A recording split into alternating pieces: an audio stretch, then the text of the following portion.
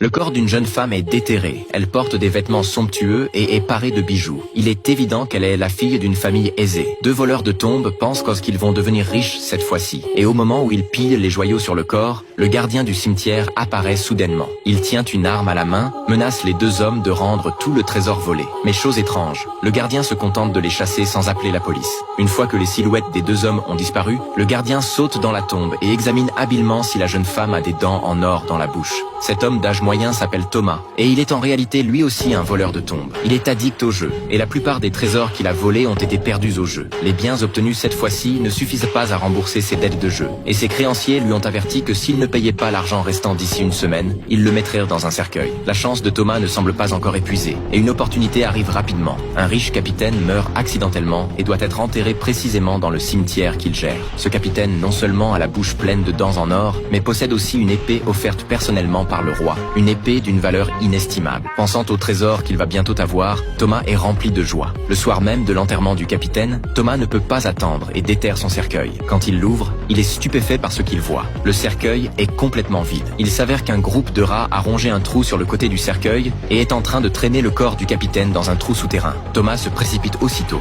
et tend la main pour l'attraper, mais ne récupère qu'une chaussure. Voyant le corps être traîné de plus en plus loin, Thomas a le cerveau vide soudainement. Dans la stupeur, il croit voir ses créanciers en train de clouer les clous sur son propre cercueil. Thomas prend une décision radicale et suit les rats dans le trou souterrain profond et obscur. Il rampe difficilement vers l'avant, le trou a une structure complexe et risque de s'effondrer à tout moment. Thomas a failli être enterré vivant. Quand il sort péniblement de la terre, une nuée de rats déferle soudainement derrière lui et le submerge immédiatement. Dans la panique, il lève son arme et tire au hasard, sans penser qu'il se blesse le pied. À ce moment-là, un roi des rats de taille gigantesque apparaît soudainement. Thomas se cache immédiatement. Il retient une douleur atroce et n'ose pas émettre le moindre bruit. Quand il regarde à nouveau avec sa lampe torche, le roi des rats se trouve soudainement derrière lui.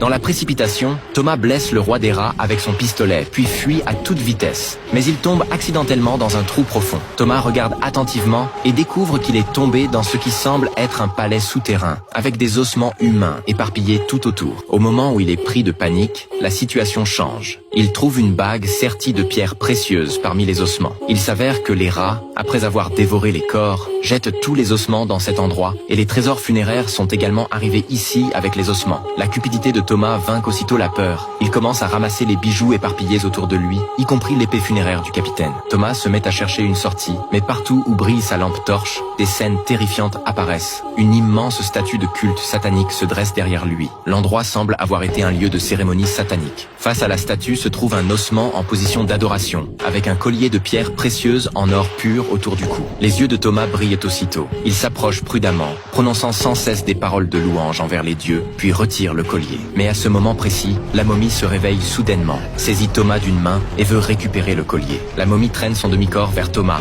Heureusement que ce zombie n'a pas de jambes, ce qui donne à Thomas une chance de s'enfuir. Il lève sa lampe torche vers le tunnel et découvre miraculeusement qu'il y a de la lumière au bout du tunnel. Ce doit être la sortie. Thomas rampe joyeusement vers la lumière, priant en rampant. Mais quand il arrive au bout, il est pris de panique, car il découvre avec désespoir que cette lumière n'est que le reflet d'une plaque, sur laquelle est inscrit « Repose en paix ». Il a rampé dans un autre cercueil. Thomas ne veut pas être enterré vivant ici. Il frappe violemment le bois du cercueil, espérant que quelqu'un entende son cri au secours. Mais les rats en colère ne lui donnent aucune chance. Ils arrivent aussitôt après avoir entendu le bruit, et Thomas est rapidement submergé par la horde de rats. Le sombre règne à nouveau sur le tunnel. Peu de temps après, le couvercle du cercueil est ouvert par quelqu'un. Les deux voleurs de tombes apparus précédemment sont revenus. Ils reconnaissent que le corps est celui de Thomas, le gardien du cimetière. Au moment où ils tendent la main pour prendre le collier d'or, le corps de Thomas bouge soudainement. Les deux hommes sont terrorisés et tremblent de part en part. On voit alors un grand rat noir sortir de la bouche de Thomas. À ce moment-là, il ne reste plus que son enveloppe vide. Les rats ont déjà rongé tout son corps.